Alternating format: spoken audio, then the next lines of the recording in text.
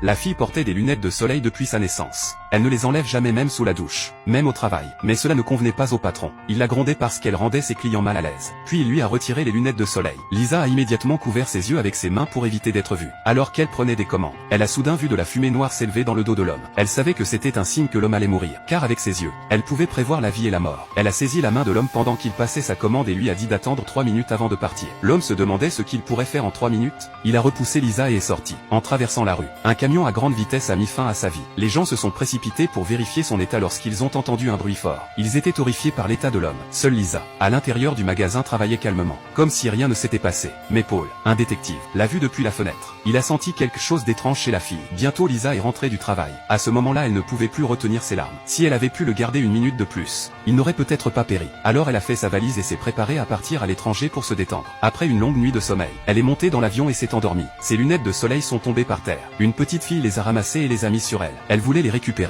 À ce moment-là, une ombre sombre est soudainement apparue à côté de la fille. Elle a eu tellement peur qu'elle a trébuché et est tombée par terre. Quand elle s'est levée, la scène devant elle l'a complètement stupéfait. Il y avait d'innombrables ombres noires apparaissant les unes après les autres. Cela signifie que l'avion allait sûrement s'écraser bientôt. Elle a frappé à la porte comme une folle, essayant de sortir de l'avion. Son comportement a attiré l'attention de l'équipage. Les agents de bord lui ont conseillé de se calmer. Mais elle ne pouvait pas se calmer avec toutes ces ombres noires. Lisa a crié que l'avion ne devait pas décoller, ou il y aurait un accident. Mais les agents de bord ne l'ont pas écouté et ont appelé la sécurité pour l'arrêter. Lisa a été rapidement emmenée au poste de police. À ce moment-là, il y avait un reportage sur le crash de l'avion. La police la considérait comme une criminelle. Elle n'avait d'autre choix que de leur parler de l'ombre qu'elle avait vue. Paul, qui était dehors près de la fenêtre, l'a entendu. Il s'est instantanément souvenu de cette nuit. Pouvait-elle dire la vérité? Le lendemain, la cause du crash de l'avion a été découverte. C'était une défaillance mécanique qui avait causé l'accident. Lisa a été acquittée, et Paul a eu la gentillesse d'attendre à la porte pour ramener Lisa chez elle. Alors qu'il traversait un pont, Lisa a vu une autre figure sombre derrière un homme.